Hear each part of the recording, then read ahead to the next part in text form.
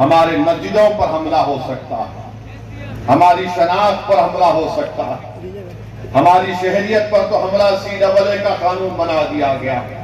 RSS کی ایک کوشش ہے کہ بھارت کے مسلمانوں سے ان کی مسجدوں کو چھین لیا جائے، ان کی درگاہوں کو چھین لیا جائے، ان کے خانقاہوں کو چھین لیا جائے، قبرستانوں کو چھین لیا جائے، عیدگاہ کو ختم کر دیا جائے، امام باڑوں کو ختم کیا جائے۔ ایک آواز میں ہم سب کو یہ پیغام دینا ہے کہ بھارت کے سمویدھان کو بچانا ہے اور وقف کے قانون کو واپس لینا ہے۔ مودی، یہ ہمارا اعلان ہونا چاہیے۔ اور جو لوگ نفرت اور زہر پھیلا رہے ہیں، یاد رکھو تم LED اور پاکستان کے چہروں پر مسکراہٹ لے کر آ رہے ہو۔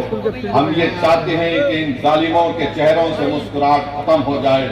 ہم یہ چاہتے ہیں کہ جو لوگ ہمارے پڑوس ملک میں بیٹھ کر ہمارے بچیوں کو ہم بیوہ ہوتے دیکھ رہے ہیں، ہم یہ چاہتے ہیں کہ ان کی آنکھ میں آنسو آئیں، وہ روئیں، اپنی قسمت پر روئیں۔ اور آج یہ وقت ہے کہ بھارت کو ایک متحدہ طور پر ایسے لوگوں کے خلاف پیغام دینا ہے۔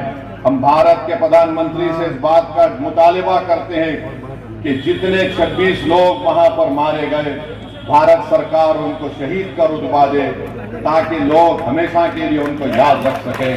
یہ میں ہی نہیں کہہ رہا ہوں بلکہ ان پریوار کے لوگ اس بات کا مطالبہ کر رہے ہیں کہ جو لوگ مارے گئے ان کو شہید کا رتبہ دیا جائے۔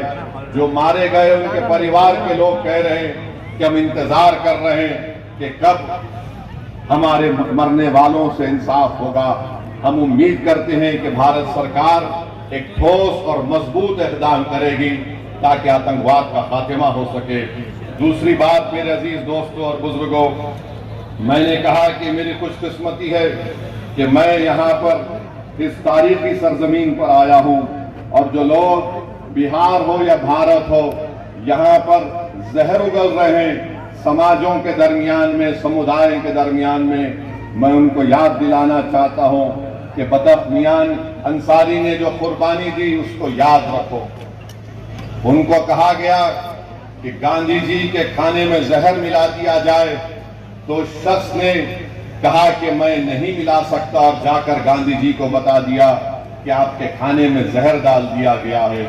یہ اور بات ہے کہ کتنی سرکاریں بنی بھارت میں، مگر کسی نے بھی بدخ میاں کو وہ عزت نہیں دی جو ان کو ملنی چاہیے تھی۔ خیر، بدخ میاں کو عزت نہیں ملی، ہم ان کو ہمیشہ یاد رکھیں گے، اپنی اولادوں کو سکھائیں گے کہ دیکھو یہ وہ شخص تھا، اگر وہ زہر دے دیتا تو گاندھی جی کی ہتیا ہو جاتی، مگر اس شخص نے اپنی جان کی پرواہ نہیں کی۔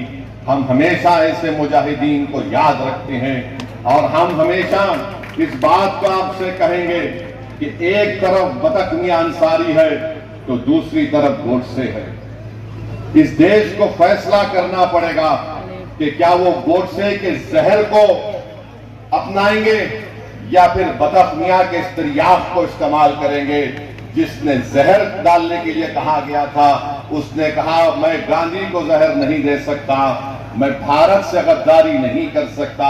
تو یاد رکھو اگر اس دیش کو وکست بھارت بنانا ہے تو ہم کو گوڈسے کے زہر کو قبول نہیں کرنا ہے بلکہ بدخ میاں کی محبت کو ہم کو قبول کرنا ہے، تبھی جا کر یہ دیش ایک وکست بھارت بنے گا۔ یہ میں آپ کو بولنے کے لیے آیا ہوں۔ میرے عزیز دوستوں اور بزرگوں، تیسری بات کی ہے کہ آپ جانتے ہیں کہ یہ ہمارے دیش کے اندر کی بات اب کر رہا ہوں۔ آپ جانتے ہیں کہ بھاجپ نے ایک ایسا قانون بنایا جس سے مسلمانوں کے ایمان پر حملہ ہو رہا ہے، ہمارے مسجدوں پر حملہ ہو سکتا ہے، ہماری شناخت پر حملہ ہو سکتا ہے، ہماری شہریت پر تو حملہ CAA کا قانون بنا دیا گیا۔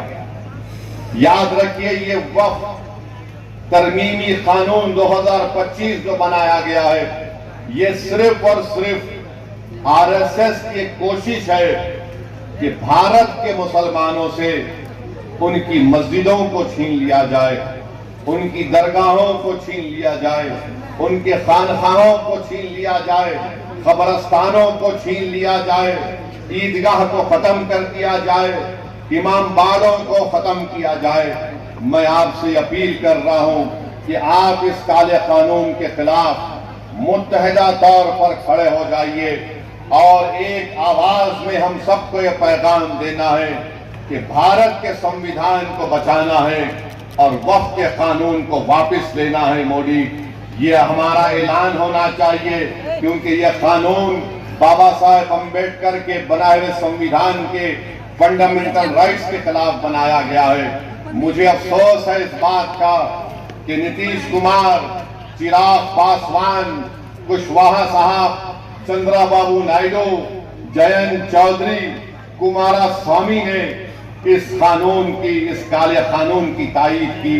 ہم پوچھنا چاہتے ہیں نتیش کمار سے، چراغ پاسوان سے، کشواہا صاحب سے، مانجھی صاحب سے، کیا بہار پردیش میں ہمارے ہندو بھائیوں کی مندروں کا ایک قانون نہیں ہے 1950 کا، جو یہ کہتا ہے کہ مندروں میں وہی لوگ ممبر بن سکتے ہیں جو ہندو دھرم سے ان کا تعلق ہے؟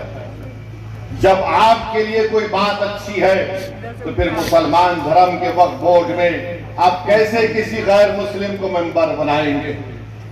جب آپ قانون بنا دیے کہ کوئی ہندو سے صرف ہندو ہی ممبر بنے گا، تو پھر مسلم وقف بورڈ میں آپ کیسا قانون بنائے کہ غیر مسلم یہاں پر ممبر بنے گا؟ بنانے کی وجہ کیا ہے ہم کو بتاؤ آپ، مگر وجہ نہیں بتاتے ہیں۔ ارے اگر بودھ گایا میں صرف ہندو اور بودھ اس کے ممبر بن سکتے ہیں، تو پھر بہار کے وقف بورڈ میں کیسے کوئی غیر مسلم ممبر بن سکتا ہے؟ بتاؤ ہم کو، سمجھاؤ ہم کو۔ تم سمجھا نہیں سکتے، تمہارے پاس کوئی دلیل نہیں ہے، تم صرف مسلمانوں سے نفرت کی بنیاد پر ایک کالا قانون بنائے ہو۔ تم وقف کی جائیدادوں کو لوٹنے کے لیے اس طرح کا قانون بنائے ہو، اور بھاجپ کے لوگ اپنا ایک پامفلٹ نکالے ہیں، ایک 4 پیج کا اور ایک 15 پیج کا ہے۔ میں نے اس کو پڑھا، اس میں لکھتے ہیں کہ مسلمانوں میں 30% لوگ غریب ہیں۔ یاد رکھو، اس وقت پر ہم کو نفرت نہیں، ہم کو امن کو اور محبت کو پیدا کرنا ہے، تاکہ ہم دیش کو مضبوط رکھ سکیں۔